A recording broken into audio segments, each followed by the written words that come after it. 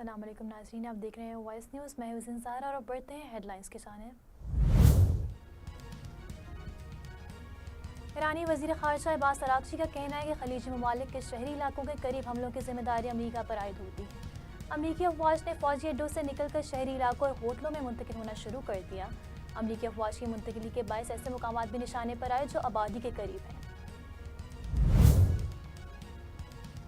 Iran की कौमी सलामती काउंसिल के सेक्रेटरी अली लारिजानी अमेरिका और इसराइल के हमले में शहीद हो गए। ईरानी हुकाम ने अली लारिजानी की शहादत की तस्दीक कर दी।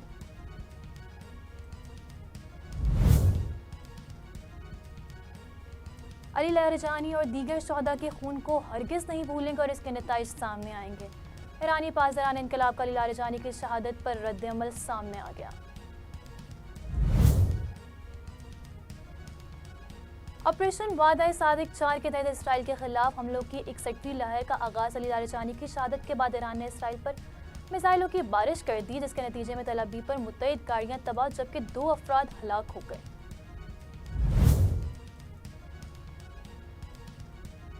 अमरीकी सदर डोनाल्ड ट्रंप ने ईरान पर हमले को दुरुस्त फैसला करार देते हुए कहा कि ईरान पर हमला न करते तो वो अब तक एटमी हथियार बना चुका होता।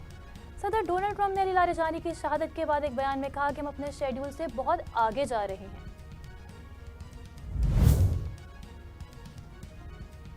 ईरान जंग में इत्तेहादियों की जानिब से मदद की दरख्वास्त रद्द होने के बाद डोनाल्ड ट्रंप ने कहा कि अमेरिका जैसे ताकतवर मुल्क के सदर के तौर पर कहना चाहता हूँ, हमें किसी की मदद की जरूरत नहीं, नेटो अहमकाना गलती कर रहा है। फ्रांसीसी सदर मैक्रोन ने कहा कि हम ईरान जंग तनाज़ा के फरीक नहीं हैं, मौजूदा सूरत हाल में हुर्मुज़ खोलने के किसी ऑपरेशन में हिस्सा नहीं लेंगे। डोनाल्ड ट्रंप को 2 टोक जवाब। मुत्तहिदा अरब इमारात में इमारती हुकाम के मुताबिक ईद उल फितर की नमाज सिर्फ मसाजिद के अंदर अदा होगी। खुले मैदानों में ईद की नमाज की इजाज़त नहीं होगी। मुत्तहिदा अरब इमारात की तमाम मसाजिद में इस हवाले से किए गए इंतजाम भी मुकम्मल हैं। वफाकी वज़ीर इत्तलात अता तारिर ने मीडिया से गुफ्तगू करते हुए ईरान पर हमलों की मज़म्मत की और कहा कि पाकिस्तान खलीजी ममालिक के साथ इज़हारी यकजहती करता है। पाकिस्तान ने ईरान और अमेरिका के दरमियान कशीदगी में कमी के लिए सालसी की भी पेशकश कर दी। और सेंट्रल पावर परचेजिंग एजेंसी ने बिजली महंगी करने की दरख्वास्त कर दी। CPPA ने फरवरी को फ्यूल प्राइस एडजस्टमेंट के तहत बिजली ₹1.64 महंगी करने की दरख्वास्त की है।